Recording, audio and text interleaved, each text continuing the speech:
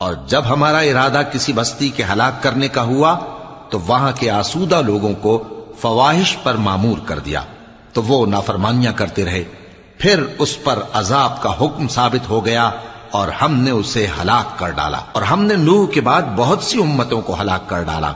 और तुम्हारा परवरदिगार अपने बंदों के गुनाहों को जानने और देखने वाला काफी है। जो शख्स दुनिया की आसूदगी का ख्वाहिशमंद हो तो हम उसमें से जिसे चाहते हैं और जितना चाहते हैं जल्द दे देते हैं। फिर उसके लिए जहन्नम को ठिकाना मुकर्रर कर रखा है, जिसमें वो नफरीन सुनकर और दरगाह इलाही से रांदा होकर दाखिल होगा।